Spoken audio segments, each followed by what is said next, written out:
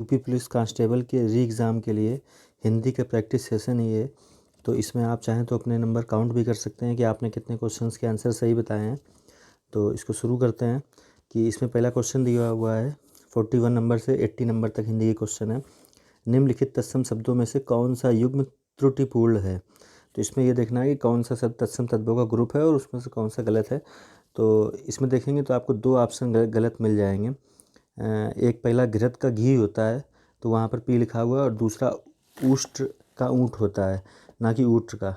तो इसमें ये दोनों ही ऑप्शन इसमें सही हो सकते हैं। हालांकि पहले वाले में वर्तनीय शुद्धि करी गई है, लेकिन दूसरे वाले में भी वही है, इसलिए ए और बी दोनों में से जो भी आपका ऑप्शन होगा, जो भी आपने माना है, वो आप सही मान सकते हैं।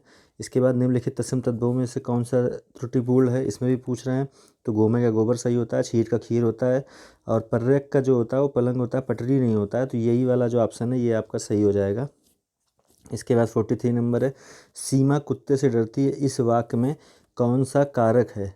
अब देखिए ये जो कारक का नियम है, इसमें देखिए आप से लगा हुआ है, तो से आपको दो ही जगह आपको से का प्रयोग देखने को मिलता है, या तो साधन के संबंध में और या फिर अलगाव के संबंध में। तो अगर जो डर की बात की जा रही है तो उससे कहीं ना कहीं अलगाव ही होता है। तो इसमें अपादान कारक इसका सही ऑप्शन हो जाएगा। 44 नंबर में ए राकेश यहाँ आ जाओ, इस वाक्य में कौन सा कारक है, ये प्रश्न पूछा गया है। तो ये आपको गेस करना है। इसका आंसर बी सही होगा, संबोधन कारक। इसका सबसे बेहतर पहचान करने का तरीका है कि एक्सेलमेट्री साइन आपको इसमें दिया हुआ है। इसके बाद में अगला है, हनुमान का पर्यायवाची शब्द कौन सा नहीं है। मतलब बाकी शेष आपको हनुमान के पर्यायवाची देखने को मिलेंगे और एक में नहीं है। तो विनायक आपको पता है गणेश भगवान का होता है, तो वो इसमें नहीं मिलेगा। इसके बाद पूछा है, पक्षी का पर्यायवाची शब्द कौन सा है। पक्षी का पर्यायवाची शार्दूल आपको पता है सिंह में मिलता है, और भी जगहों पर मिलता है, सिंह में विशेषकर मिलेगा। उरग छाती के बल चलने वाला होता है, सांप के लिए मिलता है। विहग और वृंद, इन दो शब्दों को लेकर डाउट होगा तो इसका सही आंसर हो जाएगा विहग। वृंद याद रखना, ये इंपॉर्टेंट शब्द है, कई बार पूछा जाता है। पक्षियों के झुंड को बोलते हैं वृंद, पर्यायवाची में इसको शामिल नहीं करते हैं। इसके बाद में अगला क्वेश्चन है, तनय सुत आत्मज विकल्पों में से सही पर्यायवाची शब्द सुनिए। देखिए इसमें अगर जो आप प्रत्यय लगा देंगे तो तनया सुता और आत्मजा बनेगा, तो वो तो होता है पुत्री का, लेकिन ये जो दिए हुए हैं ये सारे के सारे जो है पुत्र के होते हैं। तो इसका आंसर ए सही हो जाएगा। इसके बाद में जब वाक्य में एक समान अधिकरण का प्रयोग होता है तो किस विराम चिन्ह का प्रयोग किया जाता है। अब देखिए समान अधिकरण की बात की गई है, तो इसको समझने के लिए बस थोड़ा सा ये समझ सकते हैं कि आपने देखा होगा जब कोई संज्ञा शब्द हो या सर्वनाम हो, सारी मान्यताएं सबकी बराबर हो, एक समान शब्द हो, कॉमा लगा के लिखते हैं ना, राम श्याम मोहन, तो जैसे ये सभी संज्ञाएं एक ही योग्यता रख रहे हैं, तो इनके लिए जो चिन्ह प्रयोग करते हैं उस चिन्ह की बात कर रहे हैं, तो उसको वहाँ पर जो चिन्ह आता है वो आता है अर्धविराम। ठीक। इसके बाद में 49 क्वेश्चन है, मिश्रित एवं संयुक्त वाक्यों में विरोध का भाव प्रकट करने के लिए किस विराम चिन्ह का प्रयोग किया जाता है। तो अब जब आप विरोध का भाव प्रकट करेंगे तो कहने का मतलब क्या है कि दोनों पद समान हो। जैसे मान लो किसी भी वाक्य में दो भाव, उन चिन्हों का भी प्रयोग करेंगे तब भी वहाँ पर अर्धविराम ही का प्रयोग करते हैं। ठीक है, कॉमा के ऊपर बिंदु लगा करके, तो उसको क्या बोलते हैं, अर्धविराम। विराम चिन्हों के विषय में थोड़ा डिटेल में बताएंगे फिर। दुष्कर में कौन सा उपसर्ग है। अब दुष्कर में देखिए यहाँ पर जो सा आपको दिख रही है तो ये तो मूर्धन्य सा है, लेकिन जब आप इसका विसर्ग करके लिखोगे, अलग अलग संधि विच्छेद करोगे इसमें, तो इसमें जो बी ऑप्शन आप देख पा रहे हैं दुस, जिसमें हलंत लगा हुआ है, तो वहाँ पर आप इसको ही लिखेंगे। ठीक है, तो इसका आंसर क्या हो जाएगा, बी। 51 नंबर में किस उपसर्ग का अर्थ विशिष्ट या भिन्न होता है। तो अब विशिष्ट, इसका सबसे बेहतर तरीका निकालने का यही कि आप विशिष्ट शब्द देखिए किस तरह से लिखा जाता है। तो उसमें जो पहली सा आती है वो तालव्य सा है, इसलिए इसका ऑप्शन ए वाला सही हो जाएगा। विशिष्ट में ए वाला ऑप्शन बिल्कुल सही हो जाएगा। इसके बाद पूछा किस शब्द में निर उपसर्ग का प्रयोग नहीं है। तो देखिए निर्जीव, निर्धन, इन दोनों में आपको देखने को मिलेगा। निरोग आपको पता होगा विसर्ग संधि होती है, नी धन रोग, तो उसमें नी में विसर्ग लग जाता है, जिसमें कोई निर का प्रयोग देखने को नहीं मिल रहा है, इसलिए 52 नंबर का ऑप्शन हो जाएगा सी। इसके बाद 53 नंबर में चौपाई में कौन सा उपसर्ग प्रयोग किया गया है। उपसर्ग आपको पता है शब्दों के पहले लगते हैं, तो सीधी सी बात है। जैसे चौपाई में, अब जैसे मान लो चौराहा शब्द है, तो रा शब्द है, उसके पहले कौन सा उपसर्ग लग गया, चौ। तो बस यही पूछ रहे हैं कि जो उपसर्ग लगा हुआ किस भाषा का है। तो ये जो है हिंदी भाषा का उपसर्ग है। मतलब ये हिंदी में भी उपसर्ग होते हैं, आपको पता होगा, संस्कृत के हैं, बहुत सारे विदेशी उपसर्ग भी हैं। तो वो अलग अलग शब्दों में उनका अलग अलग प्रयोग देखने को मिलता है। तो फिलहाल इसका आंसर क्या हो जाएगा, हिंदी उपसर्ग 53 का ए। 54 का निम्नलिखित में से कौन सा वाक्य शुद्ध है। तुम्हारे से कोई काम नहीं हो सकता, यहाँ पर होना चाहिए तुमसे कोई काम नहीं हो सकता। नेताजी की मृत्यु क्षोभजनक नहीं होगा, शोक बोल लिए। फलों का विक्रेता मुझे प्रतिदिन फल दे जाता है, दिन भर वह कड़े परिश्रम करता है। तो आप दिन भर वह कठिन परिश्रम बोल सकते थे। फलों का विक्रेता मुझे प्रतिदिन फल दे जाता है, ये वाला वाक्य शुद्ध है। दूसरे वाले में पूछा है 55 में कि कौन सा वाक्य अशुद्ध है। तो अब जब अशुद्ध वाक्य पूछा यानी 3 हमारे शुद्ध होंगे। तुम्हारे माता पिता क्या काम करते हैं, उसने अपनी बात धीरे से बताई। गर्मियों की एक बात सुनाता हूँ, तुम तुम्हारे घर चले जाओ। वास्तव में क्या होगा, तुम अपने घर चले जाओ। हालांकि ये चारों ही अशुद्ध दिख रहे हैं क्योंकि इनमें पूर्ण विराम का प्रयोग नहीं किया गया, तो आप कह सकते हो। लेकिन अगर जो चूँकि चारों में नहीं किया गया इसलिए ये मान लिया गया है कि पूर्ण विराम का प्रयोग किसी में नहीं है, तो उनमें से जो अशुद्ध है वो कौन सा है, डी नंबर, तुम तुम्हारे घर चले जाओ। ठीक है, साधारण सी बात हो गई। इसके बाद में क्वेश्चन नंबर 56 पे आ जाइए। 56 में कौन सा वाक्य अशुद्ध है। इसमें भी आपको जो है 3 शुद्ध मिलेंगे। प्रत्यक्ष को प्रमाण में आवश्यकता नहीं होती, प्रत्यक्ष के प्रमाण की आवश्यकता नहीं होती, प्रत्यक्ष को प्रमाण की आवश्यकता नहीं होती, प्रत्यक्ष को प्रमाण के साथ। देखिए इसमें जो है कौन सा वाक्य शुद्ध है ये समझना है।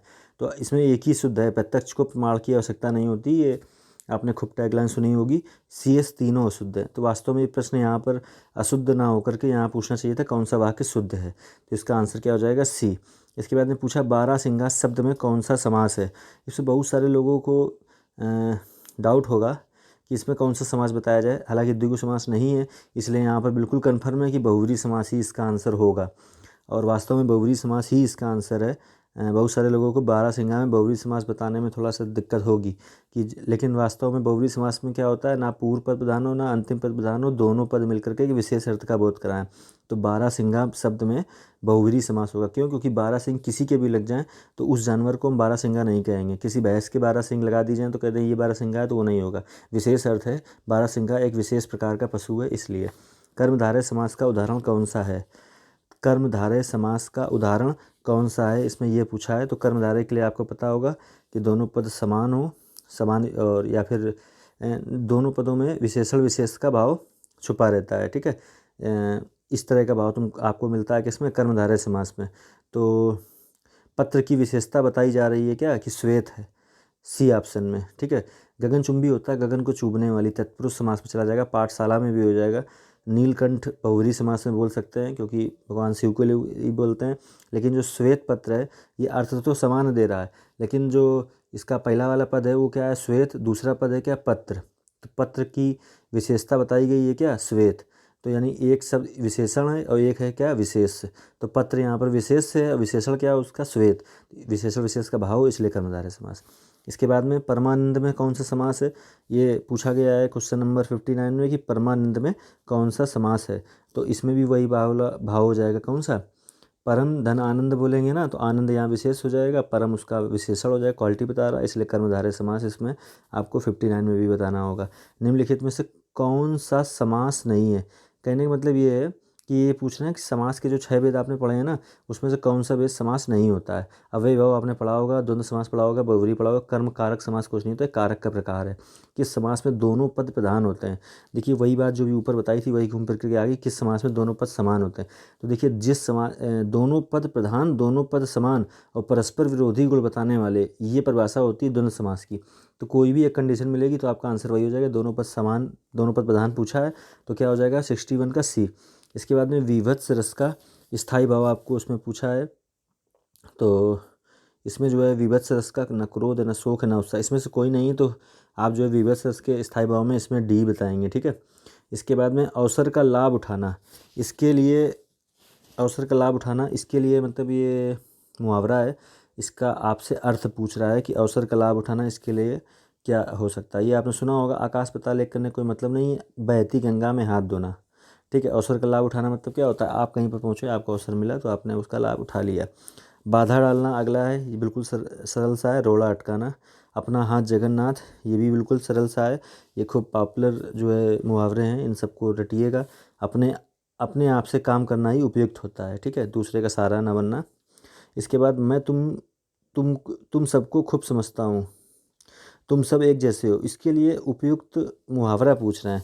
तो ये भी बिल्कुल सही है कि एक ही थाली के चट्टे बट्टे, मतलब तुम सब एक जैसे हो, इसलिए इसमें आंसर क्या हो जाएगा 66 नंबर का बी ऑप्शन इसका सही हो जाएगा।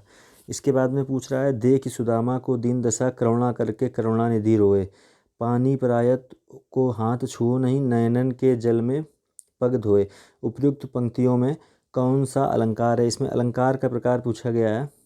इनका कहने का मतलब ये है कि सुदामा की दीन दशा को देख करके भगवान इतना ज़्यादा रो रहे हैं कि मतलब पानी की ज़रूरत ही नहीं पड़ी, उनके नैनों से यानी उनके आंसू इतने ज़्यादा निकल आए कि उन्होंने उससे उनके चरण को धुल दिया। तो ये बहुत बढ़ा चढ़ा करके पेश किया जा रहा है, इसलिए यहाँ पर अलंकार कौन सा हो जाएगा? अतिशयोक्ति। इसके बाद चारुचंद की चंचल किरणें, ये आपने बहुत समय से पढ़ा होगा, ये अनुप्रास अलंकार है। चा चा चा एक ही वर्ण की बार बार आवृत्ति हो रही, सरल सा है।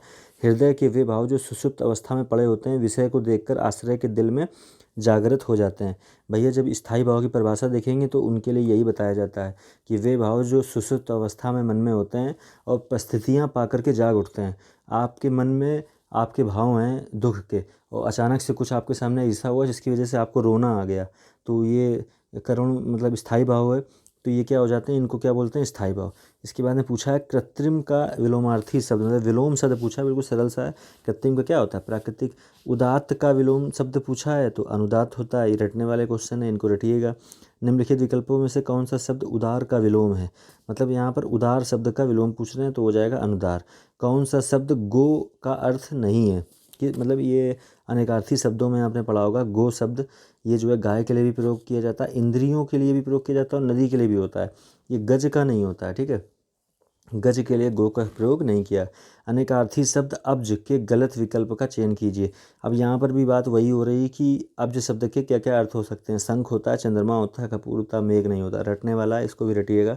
निम्नलिखित शब्दों में से एक का अर्थ पतवार भी है, मतलब इन दिए गए विकल्पों में से किसका अर्थ पतवार है? तो कर्ण शब्द का अर्थ पतवार होता है।